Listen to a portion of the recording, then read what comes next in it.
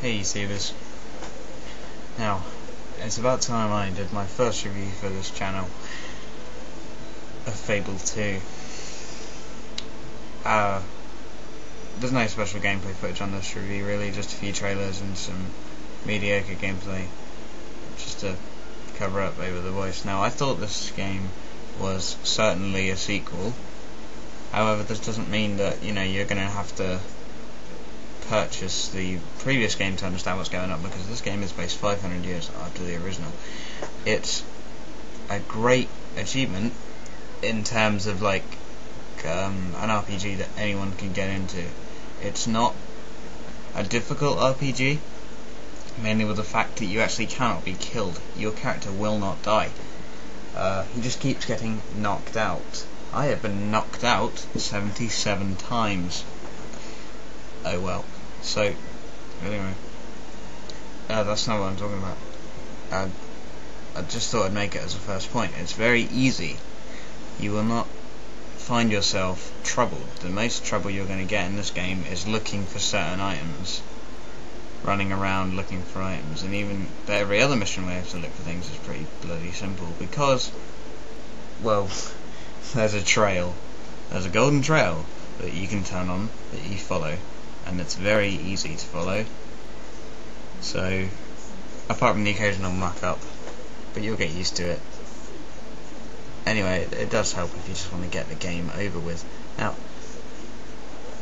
Lionhead have made a few new things about this game, and just like most of their games, Peter Molyneux did make it look a bit too big before he released it. But that doesn't mean there's anything wrong with this game. This game is brilliant. Now, as long as there is fantasy out there in games, there's always going to be fantasy fans, or people looking for a different kind of fantasy. Now, this game has got loads of really awesome stuff in it that's just going to have you going. It's really wicked, and it's full of imagination. And also, Lionhead have decided to alter the combat system ever so slightly. So instead of just hacking away, then occasionally pressing B with a flourish attack to kill your opponent, you're going to get a little something different. You're going to get like a gun button, a will button, and a magic button. It's a different experience that is distributed between each of these buttons and each of these attacks.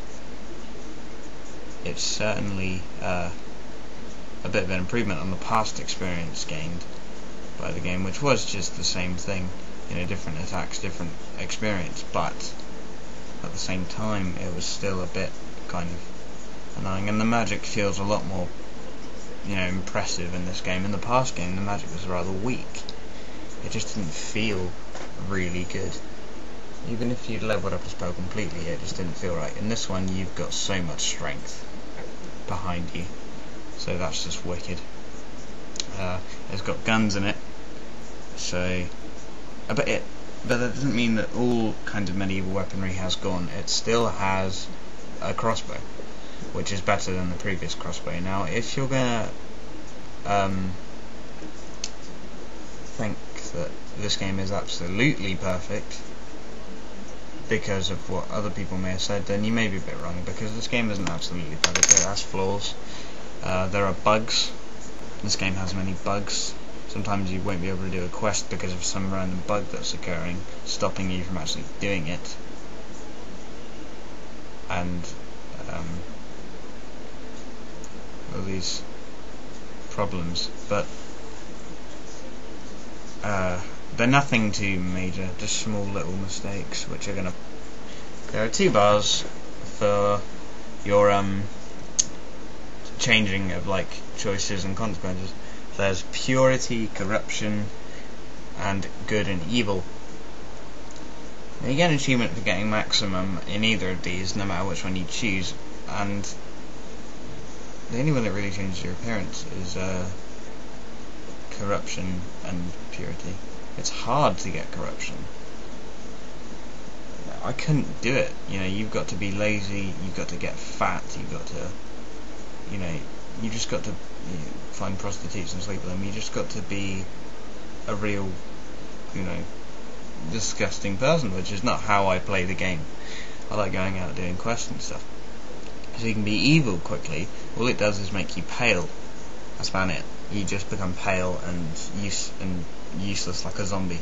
And also, there are certain requirements you've got to keep to make yourself looking normal. Apparently, right, now my character has gone grey. He has grey skin. I thought it was because of old age, but apparently it's because he hasn't got enough sun. And this may be making sense, because I've been to like Wraithmarsh and Rookridge and all these things, because I've finished the game, and I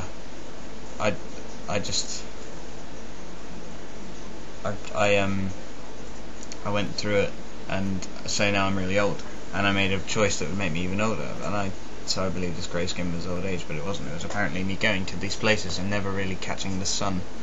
So I'm going to try to make an attempt to catch the sun, but I don't know. The game features online co-op and offline co-op, but it kind of sucks because you can't take your hero into the world. Only the host of the game of co-op can actually be playing as the hero. The other player has to be his henchman, which is a real fault. Now, I don't have much time left, so I'm just going to say that this game is certainly one of the things you might want to at least rent, because you might not be sure, because it's not exactly an RPG for certain players, because you know, you might feel like just this unbeatable mastermind of hell that just cannot be killed. But you know what, if I were you, I'd go and buy it. That's all I'm going to say. See you later.